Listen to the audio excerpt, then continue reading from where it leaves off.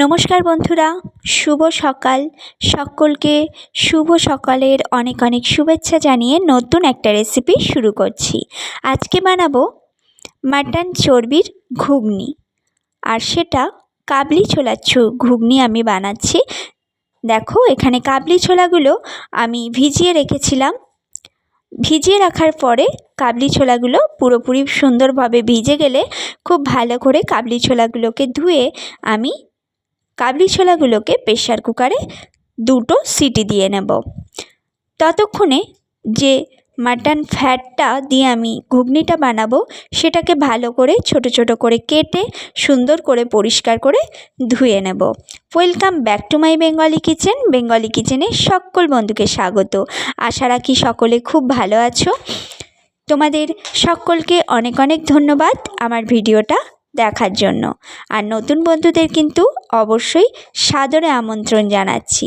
দেখো, সাদা তেলটা গরম করে আমি একটু গোটা জিরে ফোড়ন দিয়েছি। তারপর ডুমো ডুমো করে কেটে রাখা আলুটাকে দিয়ে লালচে রং ধরিয়ে একটু আলুটাকে ভেজে নেব।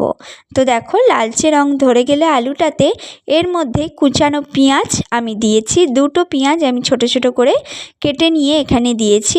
পেঁয়াজটাকেও একটু লালচে রং ধরিয়ে ভেজে নিতে হবে। পেঁয়াজটা যখন একটু লালচে রং ধরিয়ে ভাজা হয়ে যাবে তখন ওই মাটন ফ্যাটটা মানে চর্বিটা আমরা দিয়ে দেব। তো দেখো, মাটন ফ্যাটটাকে দিয়ে খুব ভালো করে পেঁয়াজ আলুর সাথে আমি একটু ভাজা ভাজা করে নেব। যখন দেখব যে এগুলো থেকে তেল ছাড়ছে ঠিক তখনই এর মধ্যে পেঁয়াজটা দেওয়া হয়ে গেছে, আদা রসুনটা আমি দিয়ে দেব। আদা রসুনটাকে দিয়ে খুব সুন্দর করে একটু ভাজা ভাজা করে কষিয়ে নিতে হবে। এই মশলাটাকে যত সুন্দর করে কষানো হবে তত কিন্তু এই ঘুগনির স্বাদ অনেক অনেক গুণ বেড়ে যাবে। তো পুরনো বন্ধুদের অনেক অনেক ধন্যবাদ, আর নতুন বন্ধুদের কিন্তু সাদরে আমন্ত্রণ জানাচ্ছি। তো দেখো, এখানে চর্বিগুলো তেল বেরিয়ে কতটা ছোট ছোট হয়ে গেছে, মানে আমার এখানে ভাজাটা কিন্তু মোটামুটি কমপ্লিট হয়ে গেছে। নতুন বন্ধুদের বারবার করে বলছি, একটা লাইক দিয়ে পুরো ভিডিও দেখো, আর অবশ্যই করে কিন্তু সাবস্ক্রাইব করে পাশে থাকা বেল বাটনটা প্রেস করে রেখো, তাহলে যখনই কোনো নতুন রেসিপি শেয়ার করব সেটা সবার আগে তোমাদের কাছে পৌঁছে যাবে।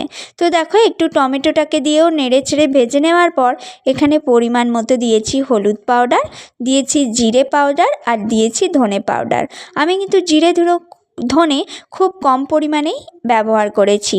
আর দেখো, দিয়েছি কাশ্মীরি লঙ্কা গুঁড়ো, তার সাথে দিয়েছি পরিমাণ মতো লবণ, মানে কষিয়ে নেওয়ার জন্য আমি যেটুকু লবণ লাগবে সেটুকু লবণ দিয়েছি। পরে কিন্তু আমি আবার লবণ এখানে অ্যাড করব। পুরোপুরি লবণটা দিয়ে দিলে আলুগুলো কিন্তু ভীষণই লবণ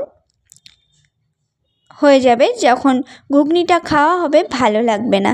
তো দেখো, মশলাটাকে কত সুন্দরভাবে কষানো হয়েছে, কালারটা দেখেই কিন্তু বুঝতে পারছো যে কতটা ভালোভাবে আমি কষিয়ে নিয়েছি। এবার ওই সিদ্ধ করা মটরগুলোকে মানে ছোলাগুলোকে, কাবলি ছোলাগুলোকে, চানাগুলোকে দিয়ে দেব।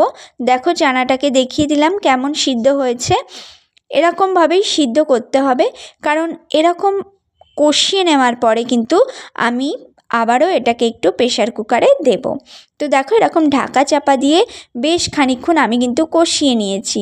কষিয়ে পুরো তেল ছাড়িয়ে নিয়ে তারপরে দেখো এখানে সুন্দরভাবে কিন্তু আরও কিছু মশলা আছে আমি অ্যাড করব।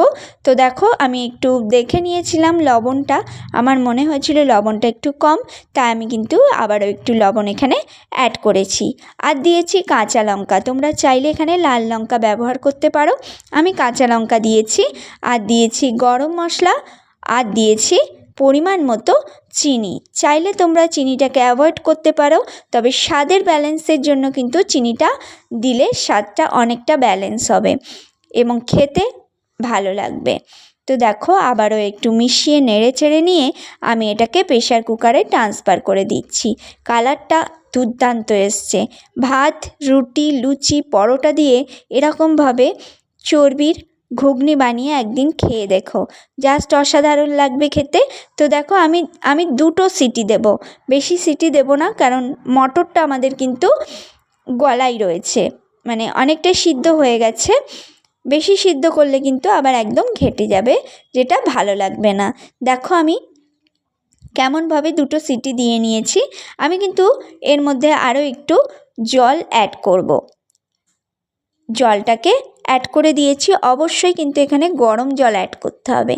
দিয়ে খুব ভালো করে একটু নাড়িয়ে চাড়িয়ে ফুটিয়ে নিতে হবে। ফুটিয়ে নেওয়ার পর এখানে দিতে হবে ধনেপাতা।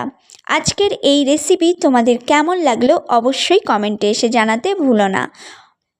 আর প্লিজ একটা লাইক করে দিও। আর বারবার করে বলছি, বন্ধুরা সাথে থেকো, পাশে থেকো, সবার পাশে থাকবো। একটা লাইক দিয়ে ভিডিও দেখো। আর নতুন বন্ধুরা বারবার করে বলছি, সাবস্ক্রাইব করে কিন্তু পাশে থেকো। অবশ্যই বেল বাটনটাকে অন করে রেখো। একদম ফাইনাল লুক দেখিয়ে দিলাম মাটন ফ্যাট কাবলি ছোলার ঘুগনি। তো সকলকে অনেক অনেক ধন্যবাদ, অনেক ভালোবাসা। সাথে থেকো, পাশে থেকো, টাটা।